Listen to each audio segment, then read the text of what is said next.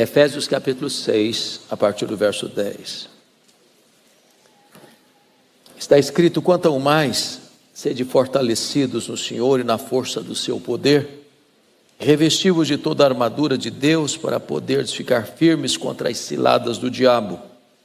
Porque a nossa luta não é contra o sangue e a carne, sim contra os principados e potestades, contra os dominadores deste mundo tenebroso, contra as forças espirituais do mal nas regiões celestes. Portanto, tomai toda a armadura de Deus, para que possais resistir no dia mau, e depois de terdes vencido tudo, permanecer inabaláveis. Estai, pois, firmes, cingindo-vos com a verdade, vestindo-vos da couraça da justiça. Calçai os pés com a preparação do evangelho da paz, embraçando sempre o escudo da fé, com o qual podereis apagar todos os dardos inflamados do maligno. Tomai também o capacete da salvação e a espada do Espírito, que é a palavra de Deus, com toda oração e súplicas, orando em todo tempo no Espírito, para isto vigiando com toda perseverança e súplica por todos os santos, e também por mim, para que me seja dada no abrir da minha boca a palavra, para com intrepidez fazer conhecido o mistério do Evangelho, pelo qual sou embaixador em cadeias, para que em Cristo eu seja usado para falar como me cumpre fazê-lo. Eu quero tratar do seguinte tema: precisamos do fortalecimento de poder. A carta aos Efésios é a carta onde Paulo trata desta matéria chamada batalha espiritual, guerra espiritual. E não é só aqui no texto lido que ele trata da matéria, porque no capítulo 2, ele menciona que você tem 3 inimigos que lutam contra você. Um dentro de você, outro ao redor de você, e outro num nível invisível, imaterial, espiritual. O inimigo dentro de você é a sua carne, é a sua natureza terrena, natureza inclinada ao mal. Nosso coração é corrupto, e a vontade nossa tantas vezes se inclina a fazer o que Deus não quer. O mundo é o sistema à nossa volta, sistema maligno, corrompido, cujos valores estão invertidos, e esse sistema quer nos capturar, e para inflamar ainda mais, existe o diabo, que é invisível, que é imaterial, que não podemos lutar contra ele com armas carnais, que é nosso inimigo e nosso adversário. Lá no capítulo 4, Paulo fala também de que nós precisamos tomar cuidado com a ira. Irai-vos e não pequeis. Não se deixe pôr o sol sobre a vossa ira, nem deis lugar ao diabo. Ou seja, relacionamentos truncados, mágoa, ressentimento, ranço, amargura, ódio, é uma porta aberta para o diabo entrar e fazer um estrago. Mas agora, nesse texto lido, Paulo vai tratar mais especificamente sobre essa questão da batalha espiritual, mostrando que nós precisamos do revestimento do poder de Deus para lidar com esta guerra espiritual. Nesta luta, 2 coisas são necessárias. Primeiro, você precisa, ao entrar na batalha, conhecer contra quem você está lutando. Por 2 razões. Primeiro, para você não superestimar o inimigo. Tem muita gente que olha o diabo como se fosse um Deus caído. Ele é um anjo caído. Não há páreo para Deus. A ideia não é de que existe Deus aqui e o diabo aqui, a luz aqui, as trevas aqui, o bem aqui, o mal aqui, a justiça aqui, a injustiça aqui, a verdade aqui e a mentira lá. Não. Deus é único, é absoluto. Porém, quando a pessoa coloca o diabo num nível que não é para ele, a pessoa está superestimando o inimigo, onde as pessoas falam mais no diabo do que em Jesus. Em alguns lugares o diabo tem até microfone para falar. Então nós precisamos nos acautelar com esse extremo. O outro extremo perigoso é subestimar o inimigo, é achar que o diabo é uma formiguinha inofensiva, que ele é um leão desdentado, que ele não oferece qualquer risco ou perigo à nossa vida. Não, a Bíblia não nos autoriza a pensar assim. Paulo diz que nós não devemos ignorar os desígnios de Satanás. Ele é poderoso e às vezes se transfigura até em anjo de luz. Então, esses dois riscos você não pode correr no enfrentamento da luta espiritual. E eu chamo então a sua atenção, porque é que nós precisamos de poder para enfrentar essa batalha. Primeiro, precisamos de poder porque nós não lutamos contra forças humanas. O versículo 12 diz: a nossa luta não é contra carne e sangue.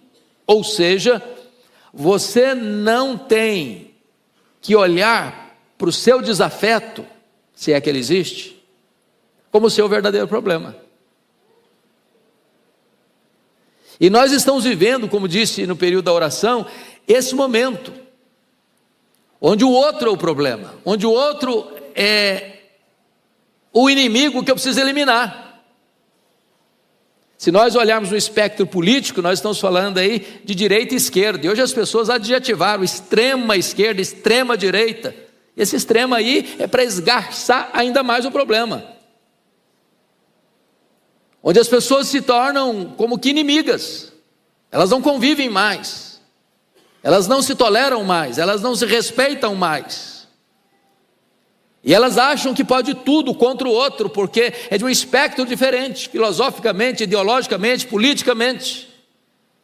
O problema é que se você elimina essa pessoa que você pensa que é o seu problema continua, porque o problema não está no outro. A nossa luta não é contra carne e sangue. Então preste atenção nisso. O seu problema não é o seu vizinho, o seu problema não é a sua sogra, não é seu sogro, não é o seu cunhado, não é a sua cunhada, não é o seu sócio, não é o seu patrão, não é o seu empregado. Não, o seu problema não é uma pessoa humana, de carne e sangue. Essa pessoa pode até ser um instrumento do verdadeiro inimigo, mas você eliminar essa pessoa, certamente você não resolve o seu problema, porque outros se levantarão, talvez patrocinados pelo mesmo inimigo. Segundo lugar, precisamos de poder porque lutamos contra um inimigo poderoso. Veja você que o verso de número 11 diz assim: revestiu de toda a armadura de Deus para poder ficar firmes contra as ciladas do diabo. Então a primeira coisa aqui é que existe um ser que lidera essa corja do mal, chamado diabo. E a Bíblia usa vários nomes para definir quem é esse ser maligno. Usa, por exemplo, lá em Apocalipse 9, Apolion e Abaddon, termos no grego e no hebraico, para destruidor. A Bíblia o chama de diabo, de Satanás, de maligno, de tentador, de enganador, de pai da mentira, de assassino, de antiga serpente, de dragão, de leão que ruge, de anjo de luz, para enganar, de príncipe das trevas, dominadores deste mundo tenebroso, espírito que agora atua nos filhos da desobediência. Se você olhar a folha corrida deste inimigo, ele é de fato muito poderoso e perigoso. O diabo não é uma lenda, não é um mito, não é um espantalho. Ele é de fato um ser caído, um anjo caído, que lidera uma corja poderosa. E o texto vai nos informar no versículo 12, que além do mais, a nossa luta é contra os principados e potestades, contra os dominadores deste mundo tenebroso e forças espirituais do mal das regiões celestes. O que é isso? John Mackay, que foi presidente do seminário de Princeton, escreveu um comentário de Efésios, e ele diz que nós vemos aqui a ordem da desordem. O diabo tem um reino. Colossenses diz que é o reino das trevas.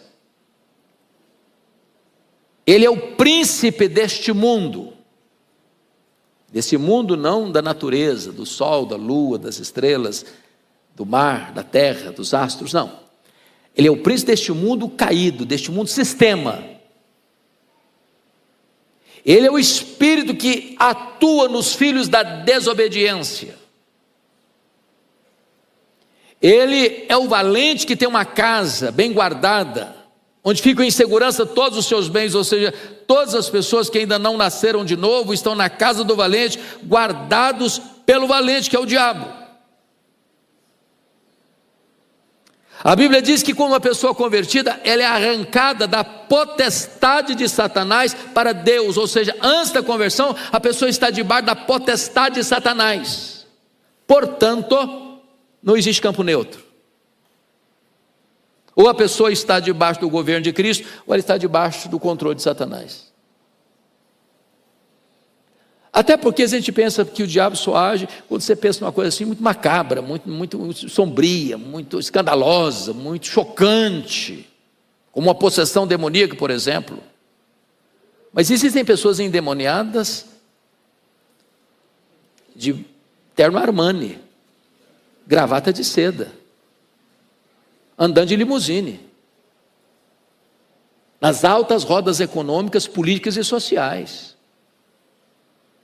debaixo do controle do governo dele. E aqui o apóstolo Paulo está mostrando para nós uma estratificação de poder, de comandos, de controle, de subalternidade debaixo da autoridade de seres malignos, potestades, principados, potestades, dominadores deste mundo tenebroso e forças espirituais do mal.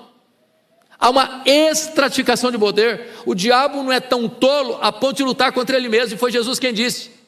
O diabo não luta contra ele mesmo. Ele tem um reino.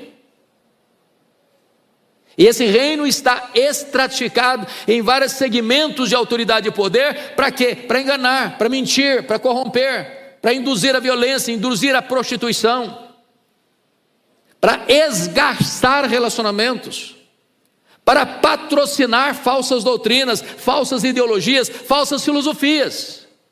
Ou vocês têm alguma dúvida disso?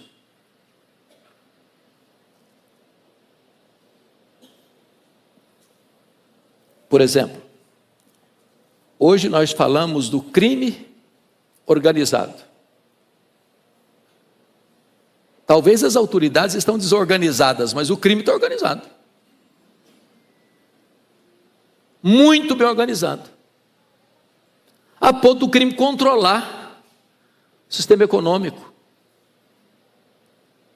quem sabe até alguns segmentos políticos, mostrando, irmãos, que esta batalha que você não apalpa com as mãos, mas é real, não é uma ficção, não é uma quimera, é um fato.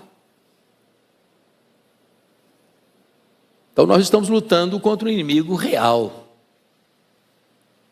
E nós não podemos enfrentar essa batalha de cara limpa, na força do braço, com armas convencionais. Precisamos de armas espirituais, poderosas em Deus, para destruir fortalezas e anular sofismas. Terceiro lugar, precisamos poder, porque lutamos contra um inimigo maligno. O texto nos informa no versículo 12, contra os dominadores deste mundo tenebroso, dominadores, controladores deste mundo que está mergulhado em trevas, em coisas lôbregas, sujas, imundas, perversas, malignas. Há um domínio sobre esse mundo tenebroso. O mundo jaz no maligno, diz a Bíblia. É o espírito que atua nos filhos da desobediência. Então, preste atenção que há dois extremos. Há o extremo da pessoa, e isso ocorreu muito nesse movimento de batalha espiritual que atingiu o Brasil na década de 90. Tudo é o diabo. Então, o pneu do carro furou no trânsito, é o diabo. Você bate o dedão do pé numa pedra, arranca a unha, é o diabo. A pessoa mente, é o diabo. A pessoa adultera, é o diabo. A pessoa usa droga, é o diabo. Então o diabo ficou com as costas largas, joga tudo em cima dele. E isso anula, de certa forma, a responsabilidade do homem. Isso mudou a mensagem de arrependimento para a mensagem de libertação. Há muitos lugares por aí que se fala culto de libertação. Não tem nada a ver, não estou nada contra não. Mas precisamos esclarecer as pessoas que o homem precisa de arrependimento. Certa feita uma moça entrou no meu gabinete e disse: pastor, eu vim aqui para o senhor orar pelo meu pai. Eu falei: pois não. Por que razão? Meu pai está com adultério, está com o demônio do adultério. Eu falei: minha filha, só um pouquinho.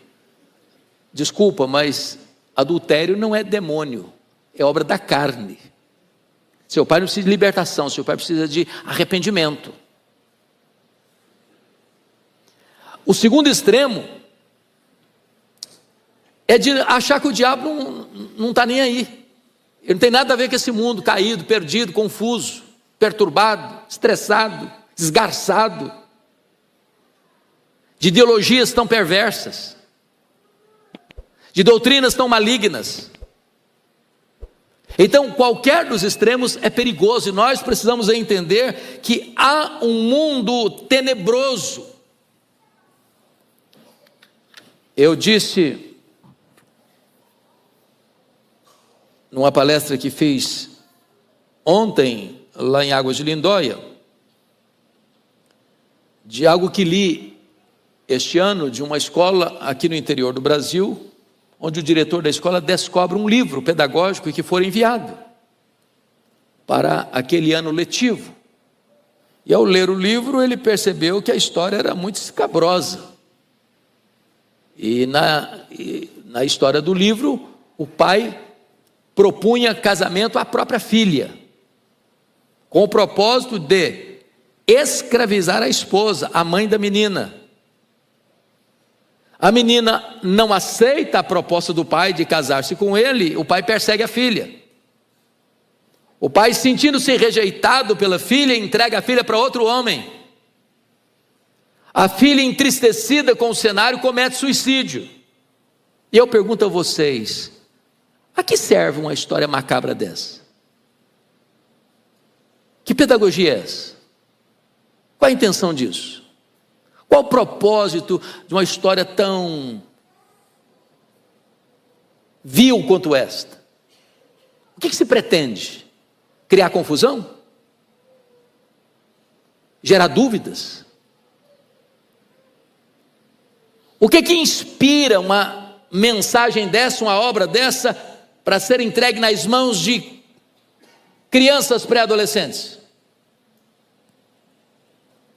Quando você olha hoje a indústria da diversão, ou a indústria pornográfica, o que você acha que está por trás de todas essas mentes perversas?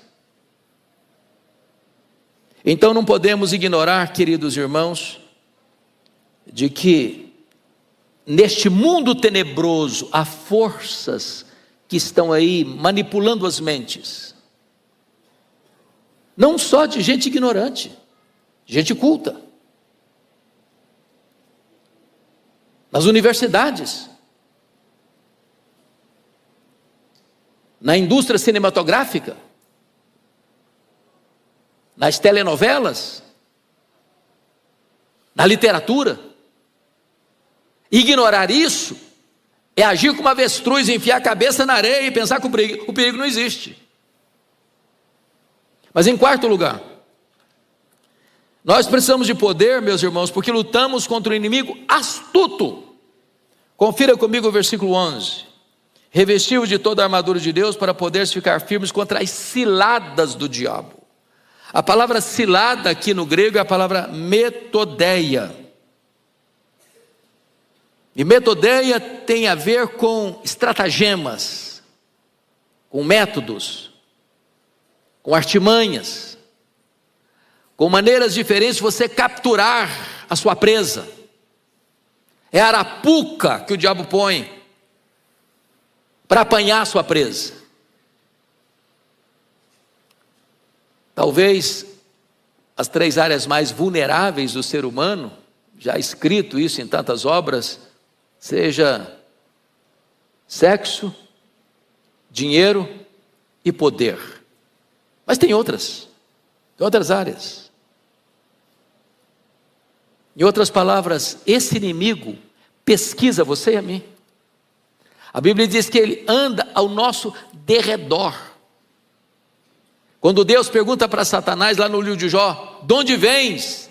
Ele respondeu: de rodear a terra e passear por ela. Mas ele não está rodeando a terra para ver as belezas do Deus Criador, não. Ele está rodeando a terra para encontrar alguém, para capturar. Talvez depois de Deus ninguém te conheça mais. Ele conhece o seu calcanhar de Aquiles, o seu ponto fraco. Ele conhece o seu suposto ponto forte. Porque talvez o seu suposto ponto forte é o mais fraco que você tem, porque você acha que aí você não precisa vigiar. Você tem que ficar esperto, porque existem ciladas. E cilada, meu irmão, é um laço. E laço é uma armadilha que é real, mas você não enxerga. É por isso que você pega um pássaro, por isso que você pega um animal. Porque você põe um laço lá e põe um aperitivo para ele, e ele pensa que encontrou o cardápio do dia, a refeição do dia, e nem sabe ele que ao pegar aquele cardápio do dia, ele está agendando a sua morte. Quantas pessoas que são apanhadas? E nenhum de nós pode bater no peito e dizer: eu não, eu sou invulnerável, eu jamais cairia, eu jamais tropeçaria, eu jamais entraria nessa arapuca. Paulo diz: aquele que pensa estar em pé, veja que não caia. Se você olhar para a Bíblia, há muitas dessas artimanhas ou dessas ciladas. Se você pensar em guerra, por exemplo, onde que você acha um comandante escalaria seus soldados mais experimentados? Para lutar contra um inimigo fraco ou lutar contra um inimigo forte? Pensando nisso, em batalha espiritual, você acha que o diabo escalaria os seus demônios mais tinhosos para o estádio de futebol ou para uma igreja?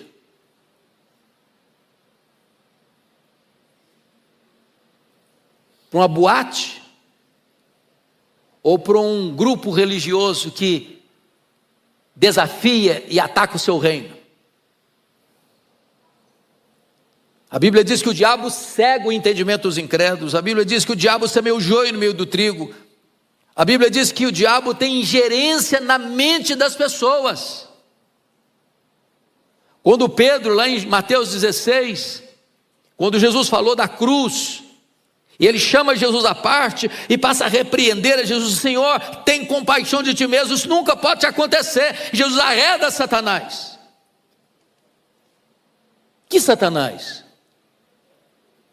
O Satanás que está induzindo Pedro a tentar afastar Jesus da cruz. A Bíblia diz que o diabo chega a subir ao púlpito. Está lá em Zacarias 3. Quando o sacerdote vai oficiar, ficou do lado direito dele para se lhe opor. Satanás atormenta as pessoas por causa da mágoa. O Satanás atormenta as pessoas por causa da falta de perdão. Ele entra na porta da mentira, ele coloca a enfermidade, ele se transfigura em anjo de luz. Então cuidado com as ciladas de Satanás. Ele é um inimigo astuto. Mas em quinto lugar, nós precisamos de poder, porque nós lutamos contra um inimigo que pressiona. Versículo 13 diz assim: portanto tomai todo o armador de Deus, para que possais resistir no dia mau. E o que é o dia mau? Francis Schaeffer talvez ilustre bem isso. Ele diz que você poderia olhar para a vida como uma casa de 2 andares. O andar de baixo é o andar do mundo terreno, visível, palpável, onde nós ganhamos, vivemos, trabalhamos. No andar de cima seria o que a Bíblia chamaria de regiões celestes, invisível, onde os inimigos estão agindo, interferindo. Então, pense comigo numa batalha. Você que já assistiu filme de guerra, Toda vez que num filme de guerra você vê uma cena muito tranquila, os soldados brincando, sorrindo, contando uma piada, lembrando uma cena engraçada, e em seguida, pode saber, vai ter uma cena de ataque frontal, agressivo, súbito, avassalador. De repente, você está naquele tempo tranquilo, sereno, gostoso, tudo em paz, tudo uma boa. Às vezes você até tira férias de Deus. Aí é um comando lá em cima, ó, dia tal, chumbo grosso no fulano. Aí você acorda já mal-humorado. Já briga com os filhos, já grita com a mulher, já chuta o cachorro. Chega no trabalho mal-humorado, as coisas lá não estão bem. É o dia mal, você, se não tiver discernimento, você começa a brigar com as pessoas. Achar que o problema é o outro. Pressão, dia mal. Mas ainda você precisa de poder, e eu também, porque nós lutamos contra um inimigo que não desiste, porque o verso 13 ainda prossegue o seguinte: para que possais resistir no dia mal, e depois de teres vencido tudo, não tire férias, não estarilhe as armas, não descanse, depois de teres vencido tudo, permanecer inabaláveis. Sabe por quê? Porque você e eu nunca somos tão vulneráveis como quando depois de uma grande vitória.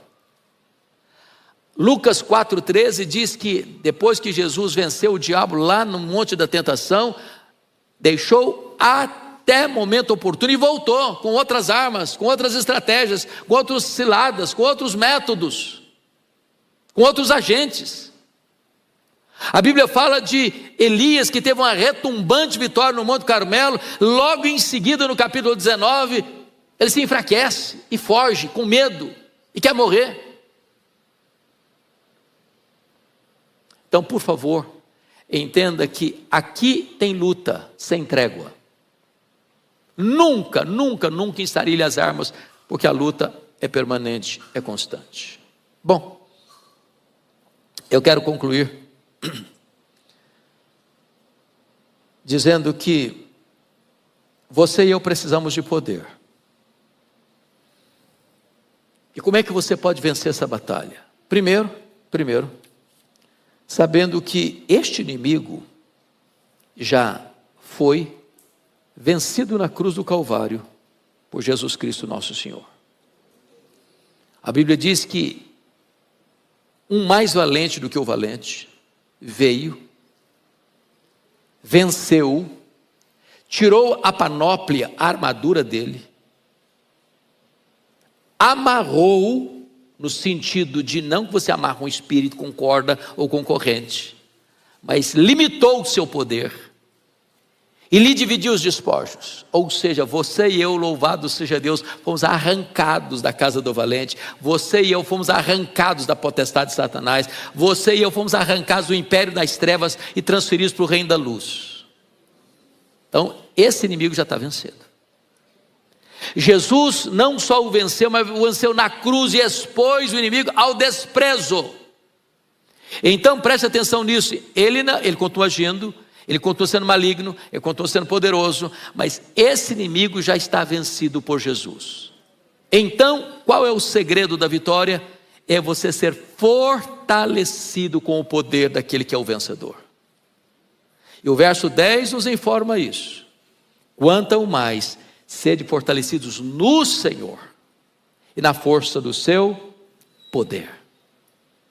Porque se você estiver enfraquecido, você não conseguirá resistir ao ataque desse inimigo. Agora, anteontem, melhor dizendo, o pastor Ronaldo Lidório encerrou o sermão dele lá no nosso encontro de família, da Luz para o Caminho, contando um fato interessante ocorrido na África do Sul, quando fez-se uma pesquisa dos búfalos que eram atacados pelos leões. E os estudiosos foram entender por que os leões atacavam os búfalos, e por que atacava este, não aquele búfalo, e por que aquele búfalo escapava, o outro sucumbia ao ataque dos leões. Então fizeram muitas pesquisas, olharam daqui, olharam dali, olharam com um satélite, perceberam isso, nada descobriram, não entenderam por quê. Por quê? Aí mudaram a metodologia. E aí foram olhar as carcaças dos búfalos que eram atacados pelos leões. E descobriram, pelas carcaças, que os leões atacavam quais búfalos? Aos mais novos, aos mais tenros, aos mais velhos, já sem capacidade de resistência ou de fugir, aos mais doentes, aos mais fracos.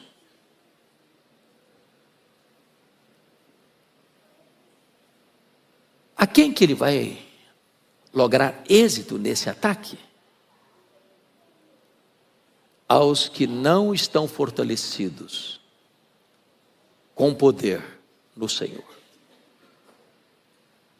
Você não pode ganhar essa batalha na força do braço, confiando em você mesmo. Ou você é fortalecido no Senhor, ou você sofre revés na sua vida espiritual. Mas a Bíblia diz que hoje você e eu podemos ser tomados pelo poder de Deus, revestidos com o poder de Deus, revestidos com o poder do Espírito Santo. O mesmo poder que operou na ressurreição de Jesus Cristo, trazendo dentre os mortos, é o poder de Deus que está à sua, à minha, à nossa disposição. A Bíblia diz que você e eu já somos mais do que vencedores em Cristo Jesus. Então não é você ser forte, é você estar protegido por aquele que é o vitorioso e todo-poderoso Deus.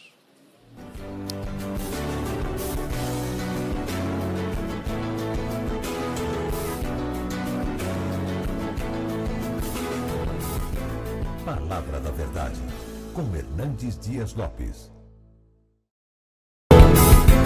Palavra da Verdade, com Hernandes Dias Lopes.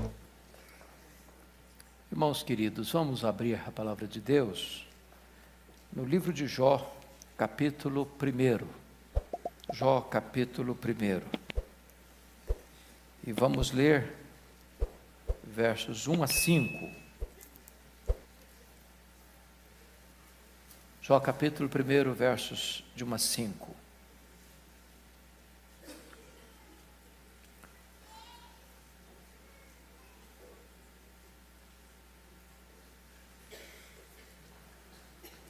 Está escrito: havia um homem na terra de Uz, cujo nome era Jó, homem íntegro e reto, temente a Deus, que se desviava do mal.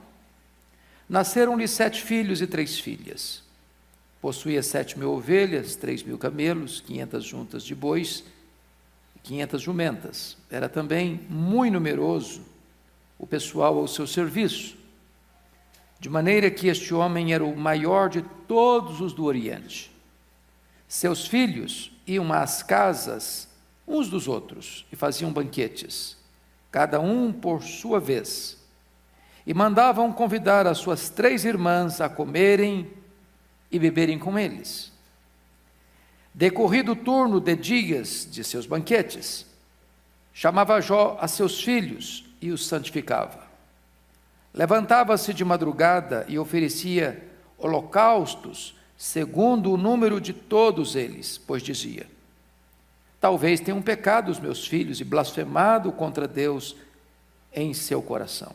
Assim o fazia Jó continuamente. Amém. Meus amados, eu quero hoje, a propósito do Dia dos Pais, trazer uma palavra para a igreja acerca deste momentoso assunto. Como sermos pais de verdade.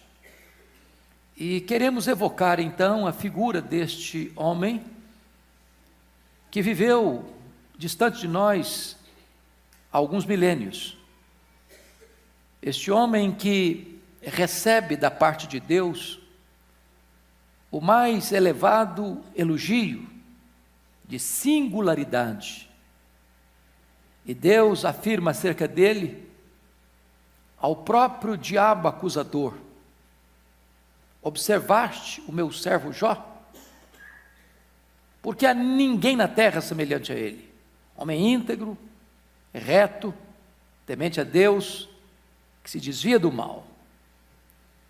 Este homem, e não obstante ser o homem mais rico da sua geração, e isso está claramente expresso no verso 3, de maneira que este homem era o maior de todos os do Oriente, era também o homem mais piedoso da sua geração. Não há nenhum pecado em ser rico, não há nenhum pecado em ser próspero financeiramente. É possível, ao mesmo tempo, ser a pessoa mais rica e também a mais piedosa, e assim era Jó. E todos vocês conhecem a história deste homem, como ele foi dura e implacavelmente provado, e como Deus permitiu que ele fosse provado, nas 3 áreas talvez mais vitais, provando ele que amava a Deus mais do que o dinheiro, mais do que a família e mais do que a si mesmo. E vocês conhecem a história desse homem, como ele é golpeado nas 5 áreas mais importantes da vida: a área financeira, a área do casamento, a área da saúde, a área dos filhos e a área das amizades. Vocês bem conhecem como Deus restaura este homem de uma maneira magnífica, dando o dobro de tudo quanto outrora possuíra. E como este homem encerra as cortinas da sua história, revelando para nós que Deus é aquele que recompensa aqueles que o honram. Mas hoje, em particular, eu gostaria de trazer à memória esclarecida de vocês um pouco sobre a vida de Jó como pai. Que lições podemos aprender deste antigo patriarca nesta área tão vital da paternidade? E eu chamo a atenção para alguns pontos. Primeiro, Jó, um pai que andou com Deus e legou aos filhos o rico exemplo de um caráter irrepreensível. A maioria de nós, se não todos nós aqui, não temos condições de dar para os filhos o que Jó deu. Jó era o mais rico. E eu imagino quantos bens possuíam os filhos de Jó. Eu imagino que casas boas os filhos de Jó moravam. Eu imagino quantos recursos eles tinham para fazer banquetes com muita frequência. Mas o maior legado que Jó deixou para os filhos não foram os bens, foi o exemplo. Eu acho que todos nós pais queremos o melhor para os nossos filhos. Eu acho que todos nós pais trabalhamos para deixar um legado, até mesmo físico, material, para os nossos filhos. Mas, amados irmãos, muito mais importante do que coisas, nós devíamos deixar para os nossos filhos exemplo.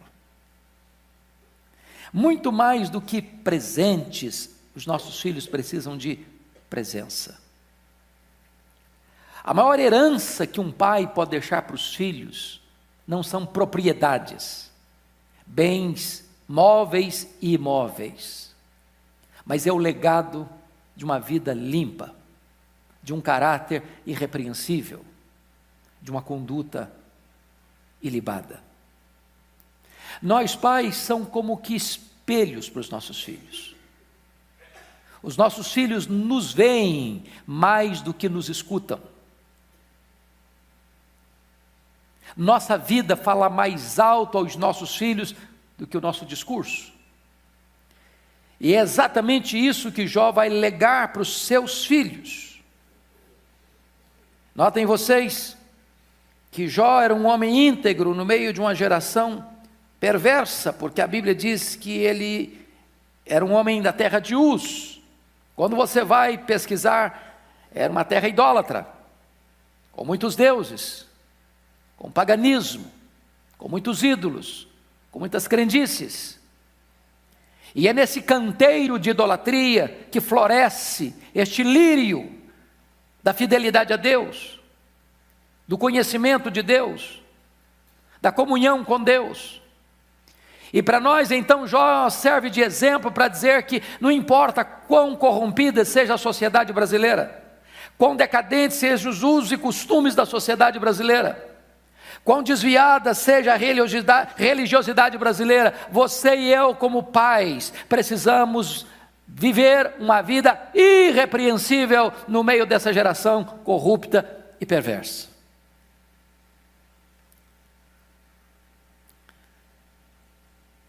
Segundo lugar, diz a Bíblia que Jó era um gentio.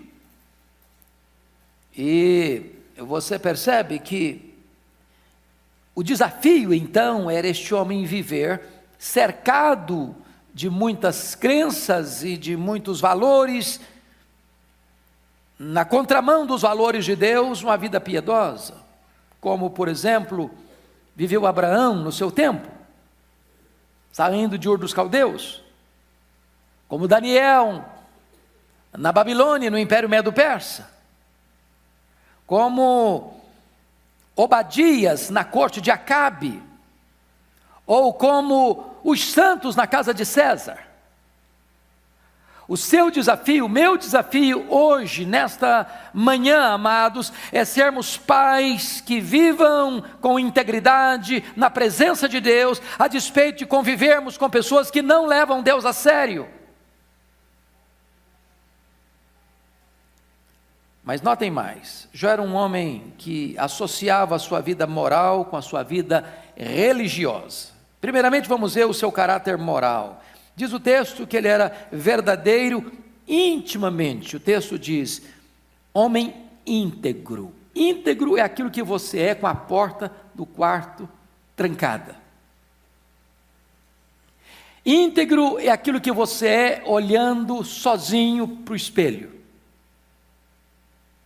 Íntegro é aquilo que você é e só Deus pode ver. Íntegro é aquilo que você é ou não é, aos olhos de Deus. Pois Jó era um homem íntegro, e esse foi o maior legado que ele deixou para os seus filhos. Mas vejam vocês, que ele não era apenas um homem íntegro, para dentro, aos olhos de Deus, mas está escrito que ele era também um homem reto. E reto é aquilo que você é em público. Reto é aquilo que as pessoas podem ver. Reto é aquilo que a sociedade assiste.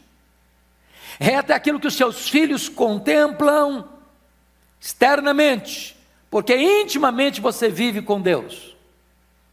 Jó era esse homem, reto.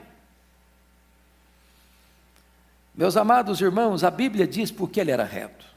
Está lá em Jó 29, 15 e 16 o seguinte: eu me fazia de olhos para o cego e de pés para o coxo, dos necessitados era pai, e até as causas dos desconhecidos eu examinava. A grande pergunta hoje é esta: o que é que os nossos filhos estão vendo a nosso respeito? Nossos filhos são testemunhas de que nós somos pessoas não só íntegras, mas retas, nas nossas palavras, nas nossas ações, nas nossas transações, nos nossos negócios, nos nossos acordos, nas nossas alianças, na nossa postura espiritual. Isso era Jó. Mas notem vocês que ele também associava a vida moral à vida religiosa, porque está escrito ainda no verso de número 1, ele era um homem temente a Deus. E sabe, irmãos, aqui está a base, o alicerce de uma vida íntegra e reta.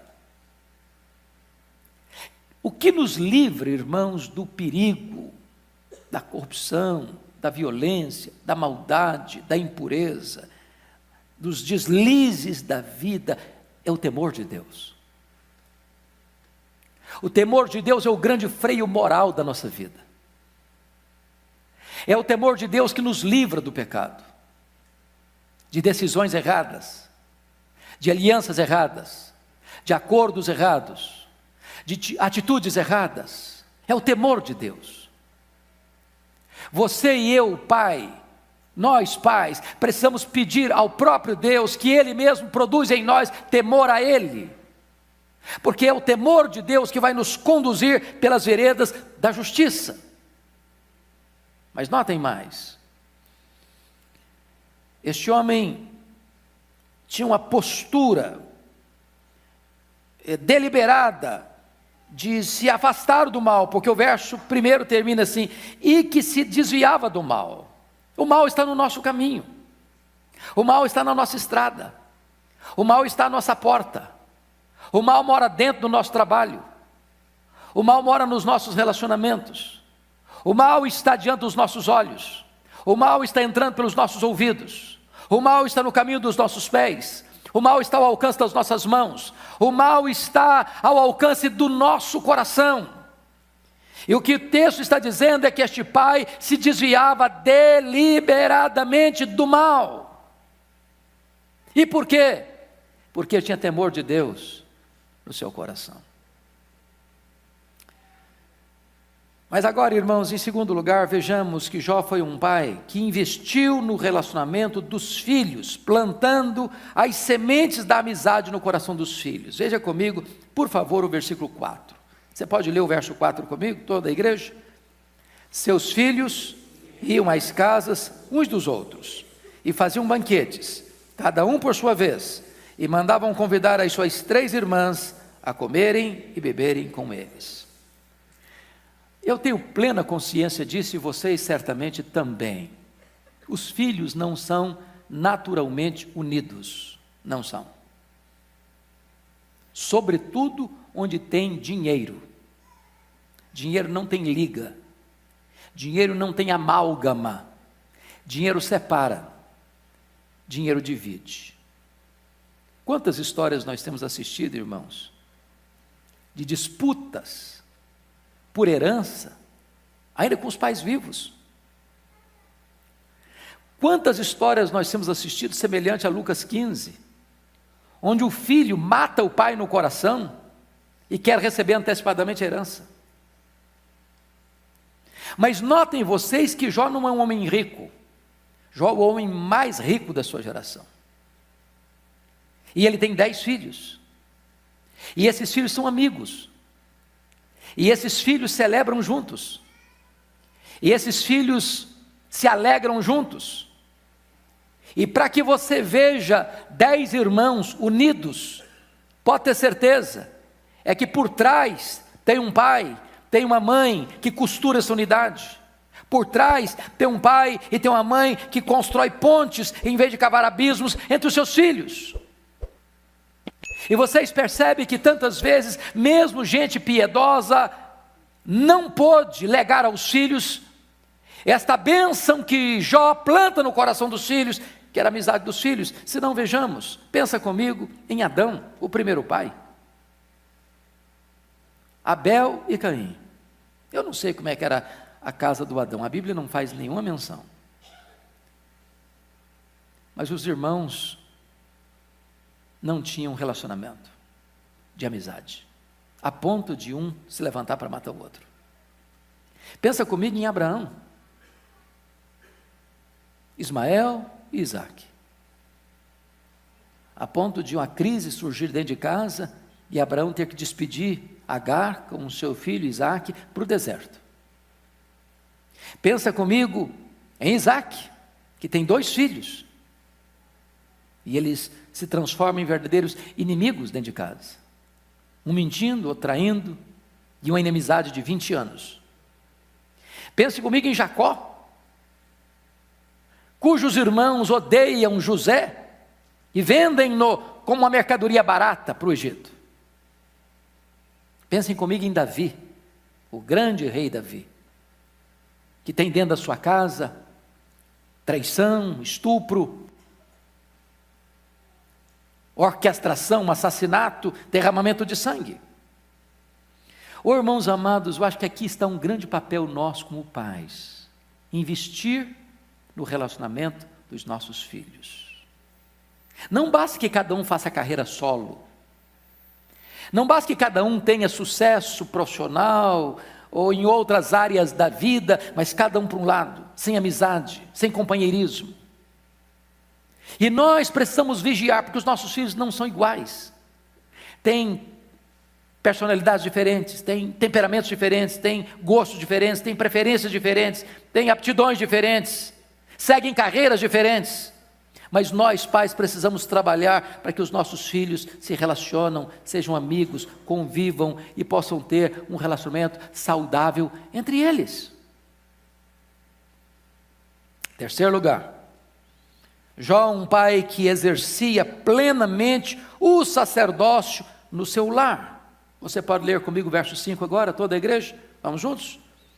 Decorrido o turno de dias de seus banquetes, chamava Jó a seus filhos e os santificava.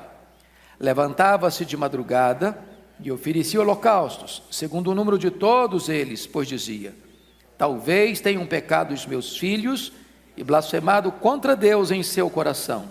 Assim o fazia Jó continuamente. Meus amados irmãos, em primeiro lugar, Jó se preocupava com a salvação de seus filhos. Preste atenção, oferecia holocaustos. Holocausto significa, muitos deles, sobretudo, com derramamento de sangue, sacrifício de um animal em favor da expiação de pecados. Não há remissão de pecados sem derramamento de sangue. Isso aponta para nós que Jó era um pai que tinha profundo compromisso em ver os seus filhos salvos, debaixo do sangue. Amados irmãos, penso que aqui está uma lição para você e para mim, como pai, como mãe. Talvez a maior causa que deveríamos ter com Deus em relação aos nossos filhos seja esta: não adianta os nossos filhos morarem numa boa casa, terem uma boa roupa, estudarem numa boa escola, fazerem uma boa graduação, fazer uma pós, um mestrado, um doutorado, entrarem pelas portas da frente das maiores e melhores empresas, fazerem uma carreira profissional brilhante, se eles não forem salvos, se eles não estiverem debaixo do sangue. Qualquer troféu que os nossos filhos tiverem na vida, por mais honrados e aplaudidos que sejam, se os nossos filhos não estiverem debaixo do sangue, se eles não foram salvos, tudo isso é troféu de palha. Jó era um homem completamente comprometido com a salvação de seus filhos. Diferente de Eli, o sacerdote, que vem os filhos até na igreja, mas como filhos de Belial. A Bíblia nos ensina, queridos, que nós devemos transmitir para os nossos filhos aquilo que nós ouvimos dos nossos pais. E hoje, irmãos, hoje, parece-nos até que com essa disputa de mercado, com esta concorrência até no campo educacional, parece-nos que esse interesse que os nossos filhos sejam troféus do nosso sucesso suplantou o desejo de ver os nossos filhos salvos pela graça de Deus. Esta deve ser a nossa principal causa. Segundo lugar, Jó se preocupava não apenas com a salvação dos seus filhos, Jó se preocupava também com a santificação dos seus filhos. Olha por favor aí o versículo de número 5. Ele nos mostra aí que Jó chamava a seus filhos e os santificava. De que maneira que um pai pode santificar os seus filhos? De que maneira? O apóstolo Paulo, escrevendo aos Efésios, capítulo 6, ele diz: e vós, pais, não provoqueis vossos filhos a ira. A primeira coisa é não provocar os filhos a ira. E como é que um pai provoca os filhos a ira? É sendo inconsistente. O que é ser inconsistente? É exigir do filho aquilo que ele não faz. É querer que o filho seja verdadeiro quando o filho flagra mentindo. É querer que o filho seja íntegro quando o filho flagra num ato de injustiça. O que é provocar a ira? É um pai comparando um filho com outro. É um pai usando 2 pesos e 2 medidas, sendo mais complacente com um do que com o outro, favorecendo mais a um do que o outro. é exigir deles o mesmo desempenho, quando poderia exigir apenas o mesmo empenho. De que maneira um pai pode santificar o seu filho? Paulo diz: criando-os na disciplina e na admoestação do Senhor. Papel nosso, e aí prestem bem atenção em Efésios 6,4, que a palavra pais aí não é mais pai e mãe, porque quando está no versículo 1, e vós filhos, vocês devem honrar pai e mãe, os vossos pais, aí a ideia é pai e mãe, mas aqui, não provocar ira e criar na disciplina e na demonstração do Senhor, pais aí é pai marido, é pai homem, é pai, porque aos olhos de Deus, o ônus da criação dos filhos compete ao pai. E hoje muitos pais têm terceirizado essa responsabilidade para a esposa, para a mãe, para a escola, para a igreja, quando essa é a nossa responsabilidade. É aquilo que Josué fez: eu e a minha casa serviremos ao Senhor. Terceiro lugar, irmãos, Jó se preocupava com a vida íntima de seus filhos com Deus. Olha, por favor, o que ele diz aí no versículo 5 ainda. Pois dizia: talvez tenham pecado os meus filhos e blasfemado contra Deus em seu coração. Sabe o que significa isso, irmãos? Muitas vezes nós só nos preocupamos com os nossos filhos naquilo que todo mundo vê. Mas Jó tinha uma preocupação com seus filhos naquilo que as pessoas não podem ver, só Deus vê. Sabe o que significa isso? Jó era um pai interessado em que Deus fosse glorificado na vida de seus filhos. Não basta que os nossos filhos venham à igreja, não basta que os nossos filhos participem da escola bíblica dominical, não basta que os nossos filhos venham apenas para os cultos onde a igreja se reúne coletivamente, não basta que os nossos filhos apenas tenham funções ou cargos ou posição de liderança na igreja. O que Jó espera de seus filhos é muito mais do que isso. É que eles aqui no coração, na intimidade da vida, possam honrar a Deus, possam andar com Deus. Por isso Jó serve para nós de modelo e de exemplo neste domingo dos pais. Mas mais do que isso, em quarto lugar, irmãos, Jó era um pai intercessor. Muito embora a palavra intercessão ou oração não apareça no texto, não é verdade? Mas quando você olha o conjunto desse versículo 5, você pode perceber que Jó era esse pai intercessor. Chamava Jó a seus filhos e os santificava, levantava-se de madrugada e oferecia holocausto segundo o número de todos eles, pois dizia: talvez tenham pecado os meus filhos e blasfemado contra Deus, e assim o fazia continuamente. Você tem orado pelos seus filhos?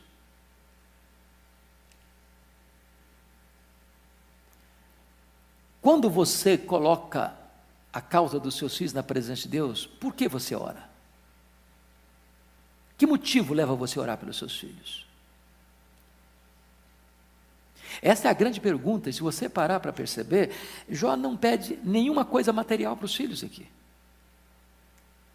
Toda a preocupação desse pai, toda a direção desse pai tem a ver com a relação desses filhos com Deus. Talvez seja a hora de falar para os filhos agora, dizer o seguinte: não cobre coisas de seus pais, mas espere de seus pais que estejam na brecha em favor da sua vida espiritual. Porque se você, filho, buscar em primeiro lugar o reino de Deus e a sua justiça, as demais coisas vão ser acrescentadas na sua vida. Amados irmãos, nós precisamos rogar a Deus que Ele reavive o nosso coração como pais, para nós orarmos mais pelos nossos filhos. Como Ana orou por Samuel, como Mônica orou por Agostinho de Hipona. Mas como é que Jó fazia isso? Diz o texto no versículo 5, que Jó fazia isso levantando-se de madrugada. E diz o verso 5, terminando lá: e o fazia continuamente. Agora pense comigo em Jó. Se ele era o homem mais rico, o que significa isso? Você conhece um rico desocupado? Quanto mais rico é um homem, mais ocupado ele é. Quanto mais rico é um homem, mais congestionada a agenda dele é. Quanto mais rico é um homem, mais compromisso ele assume. E aqui está um papel para nós, um exemplo para nós. Se você está ocupado demais, a ponto de você não ter tempo para os seus filhos, de fato você está ocupado demais. Se você está tão ocupado a ponto de não poder contactar-se com seus filhos, ligar para os seus filhos, falar com seus filhos, orar pelos seus filhos, você está ocupado demais. Jó fazia isso não ocasionalmente, Jó fazia isso continuamente. Notem vocês que ele era um homem capaz de sacrificar até mesmo o seu conforto pessoal, porque diz a Bíblia que ele se levantava de madrugada. Em outras palavras, meus filhos são minha prioridade. E eu gostaria de concluir. A Bíblia não fala, né, pastor Ival, se os meninos eram casados. Ele tinha 7 filhos, 3 filhas. O que a Bíblia diz que cada um morava na sua casa. E já para aquela época devia ser um avanço enorme. Porque na verdade a família era uma espécie de clã naquela época. Então minha impressão é que já deviam ser adultos e talvez até casados. E aqui um ponto. Nosso papel como pai não termina no dia que o filho casa, que a filha casa. Os nossos filhos se casam, eles seguem a sua vida, mas o nosso papel de intercessores, de conselheiros, não termina. Nós ainda continuaremos velando pelos nossos filhos e pelos filhos dos nossos filhos, porque este é o nosso papel de intercessores da nossa família. A minha oração é que nesta manhã do Dia dos Pais, Deus nos encoraje a imitarmos este homem, que foi um pai, segundo o coração de Deus.